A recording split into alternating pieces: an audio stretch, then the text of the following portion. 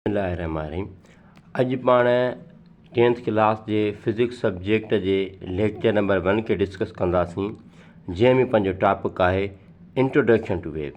हीउ video lecture आउं तव्हांखे सिंधी में बि सम्झाईंदुमि, उन सां गॾोगॾु वरी वीडियो जे आख़िर में इन साॻिए टॉपिक खे वरी उर्दू मीडियम जे शागिर्दनि लाइ आउं उर्दू में बि सम्झाईंदुमि। हाणे वेव छा आहे? फ़र्ज़ु कयो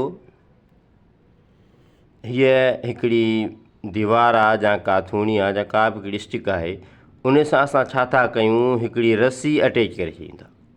हाणे रस्सी खे असां छा था कयूं, पहिरीं असां हिनखे अप कयूं था, पोइ वरी हिन साॻी रस्सी खे असां छा था कयूं, डाउन कयूं था। त अप ऐं डाउन करण जे नतीजे में छा आहे, असांजे हथ में जेका एनर्जी हूंदी उहा एनर्जी छा कंदी, हिन तार में हिन रस्सीअ में छा कंदी, मूव करणु शुरू कंदी। ऐं जीअं मूव करणु शुरू कंदी त छा ठहंदी वेंदी, वेव ठहंदी वेंदी। मतिलबु पहिरीं एनर्जी हिते हुई, पोइ हिते हुई, पोइ हिते हुई, पोइ जीअं मूव कंदी वञे पई तीअं वेव ठहंदी वञे पई। मैटर इन में मुंतक़िल न पियो थिए, जेका मुंतक़िल थिए पई सिर्फ़ु उहा एनर्जी थिए पई, ऐं मैटर पंहिंजी मेन पोज़ीशन वठी बीठो आहे। सिर्फ़ु जेका मूवमेंट पैदा थिए पई उहा छाजे करे पैदा पई थिए, एनर्जी जे ट्रांसफर जे करे पैदा थिए पई। हाणे पाण अचूं था वेव जी डेफिनेशन छा आहे। चए थो वेव छा आहे, अ वेव इज़ डिस्टर्बेंस और वाइब्रेशन।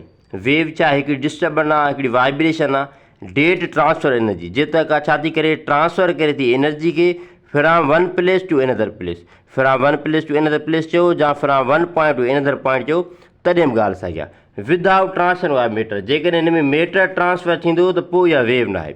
सिर्फ़ु मुंतक़िल छा थींदी, एनर्जी मुंतक़िल थींदी वेंदी। वेव जेका हूंदी, जो मैटर हूंदो उहो साॻी जॻह ते स्टे कंदो। जेको ॾिसो जी मेन पॉइंट आहे उहा साॻी आहे, सिर्फ़ु जेका एनर्जी जे मुंतक़िल जे करे हिन जे अंदरि लहर पैदा थिए थी। इन जो मिसाल छा आहे, इन जो मिसाल आहे हिकिड़ो पाणीअ जो तलाउ आहे। उन पाणी जे तलाउ में छा था कयो, तव्हां हिकिड़ो पथर था उछलियो। जीअं ई तव्हां हिकिड़ो पथर उछलींदो त इहो पाणीअ जे अंदरि जीअं पथर किरंदो त इहो पाणीअ जे लहरनि जे अंदरि छा पैदा कंदो, डिस्टर्बेंस पैदा कंदो, जीअं जे करे लहरूं जेके आहिनि जनरेट थियणु शुरू कंदियूं ऐं असांखे कुझु अहिड़े क़िस्म जो स्ट्रक्चर पाणी में नज़र ईंदो।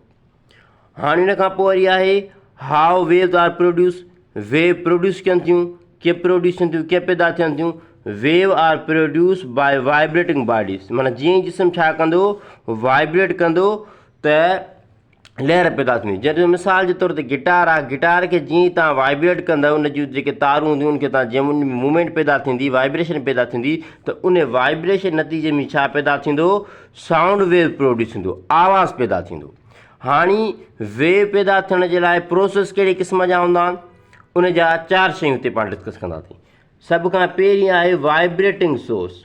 हाणे वाइब्रेटिंग सोर्स जो मतिलबु छा आहे, a body start vibrating at its main position. या अगारो मूं तव्हांखे ॿुधायो, जेको बि जिस्म वाइब्रेट करे थो उहो पंहिंजी मेन पोज़ीशन तब्दील न कंदो। जे मेन पोज़ीशन तब्दील कंदो त पोइ उहो वेव न आहे। A body starts vibrating eight main position. उन खां पोइ छा आहे, डिस्टर्बेंस छा आहे। डिस्टर्बेंस जो मतिलबु छा आहे, disturbance this is vibration produce disturb in nearly particle of the medium. हाणे हीअ वाइब्रेशन जो मतिलबु छा आहे, this vibration produce disturbance near particle of medium. मतिलबु जेको असांजो मीडियम हूंदो उन जे इर्द गिर्द जेके पार्टिकल्स हूंदा मीडियम जे, उन में हू छा कंदो, चुरपुर पैदा कंदो। उन खां पोइ 3 नंबर शइ कहिड़ी आहे, ट्रांसफर ऑफ एनर्जी। छा आहे, ट्रांसफर ऑफ एनर्जी। हाणे ट्रांसफर ऑफ एनर्जी छा आहे, due to elasticity and inertia of medium. माना इलास्टिक जो मतिलबु छा आहे त उन शइ में छा हूंदी, लचक हूंदी। इनर्शिया जो मतिलबु आहे त हिकिड़ो चकर तव्हां हुनखे एनर्जी ॾेई छॾी त उहा एनर्जी पई मूव कंदी वेंदी। जीअं तव्हां न्यूटन जे फर्स्ट लॉ में इनर्शिया जे मुतालिक़ पढ़ियो हूंदो। उन खां पोइ छा थो चए, the disturbance transfer to next particle. पोइ इहे छा कंदा, डिस्टर्बेंस इन जे अंदरि पैदा थींदी, इहो ॿिए पार्टिकल ॾे मोकिलींदो, हू 3 ॾे मोकिलींदो, हू 4थे ॾे मोकिलींदो। अहिड़े हिसाब सां वेव जनरेट थींदी। मतिलबु हिन पार्टिकल छा कई, एनर्जी ॿिए ॾे मोकिली, ॿिए 3 ॾे मोकिली, 3 चौथे ॾे मोकिली, चौथे 5 ॾे मोकिली, 6 7 ॾे मोकिली, त इन जे नतीजे में असांजी छा पई जनरेट थिए, वेव जनरेट थिए पई। उन खां पोइ 4थी नंबर शइ कहिड़ी आहे, वेव मोशन। 4थों नंबर, हाणे वेव मोशन छा आहे, चए थो this continuous transfer disturbance form a wave. इहो जेको मुसलसल इन में जा लगातार जेका ट्रांसफर थिए पई एनर्जी जी या डिस्टर्बेंस जेके अंदर इन मुसलसल पैदा थे पई, या डिस्टर्बेंस छा पई पैदा करे, असांजी वेव पई पैदा करे। इन जो मिसाल छा आहे, इन जो मिसाल साॻियो आहे, drop a stone in still water. हिकिड़ो बीठल पाणी आहे, उन में तव्हां छा को पथर उछलियो, the water produce 8 point vibrate up and down.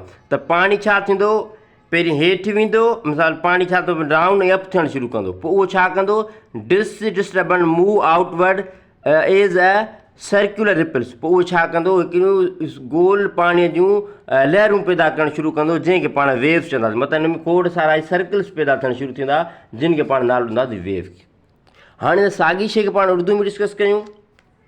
बेटा सबसे पहले क्या है कि हम कोई भी एक रस्सी लेंगे, उस रस्सी को हम किसी चीज़ से अटैच कर लेंगे।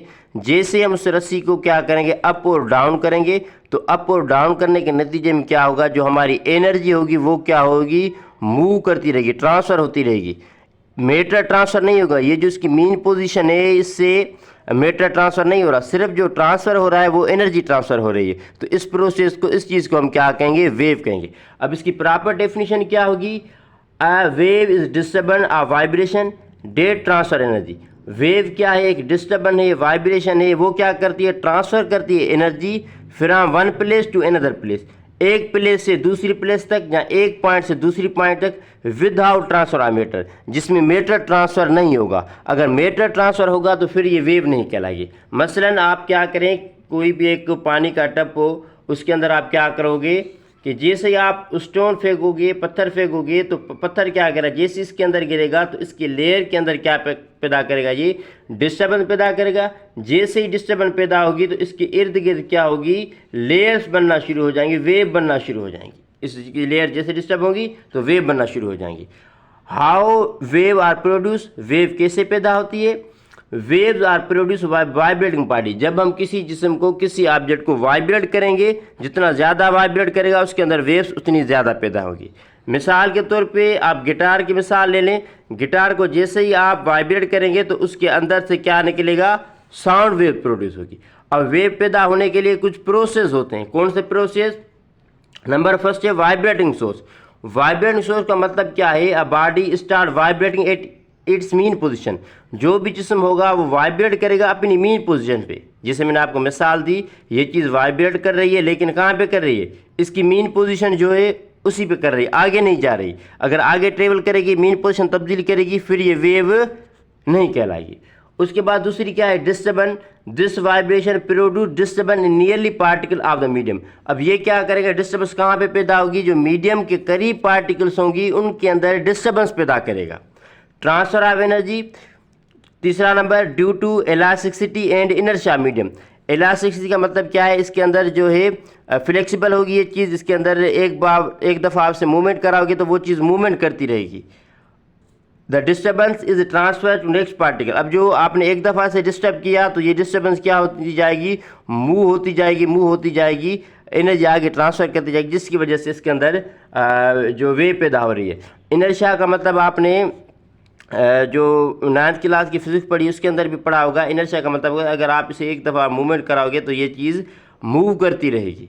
उसके बाद चौथी चीज़ है वेव मोशन। वेव मोशन क्या है, this continuous transfer of disturbance. ये जो लगातार इसके अंदर जो डिस्टर्बेंस पैदा हो रही है वो क्या कर रही है, फॉर्म अ वेव। वो क्या बना रही है, वेव बना रही है। मसलन drop a stone in still water, आप किसी भी ठहरे हुए पानी के अंदर क्या करोगे, स्टोन को फेंकोगे तो वो स्टोन क्या करेगा, water particle at the point vibrate up and down. वो क्या, पानी क्या होगा, ऊपर और नीचे आएगा, ऊपर और नीचे आएगा तो उसके नतीजे में क्या होगी, disturbance outward is a circular ripples. वो क्या पैदा करेगा, सर्कुलर रिपल्स पैदा करेगा, जिससे हम वाटर वेव्स कहेंगे। मतलब पानी अप और डाउन होगा, जिसके नतीजे में पानी के अंदर डिस्टर्बेंस पैदा होगी। जैसे ही डिस्टर्बेंस पैदा होगी तो मुख्तलिफ किस्म की जो लेयर्स होंगी वो बनना शुरू हो जाएंगी।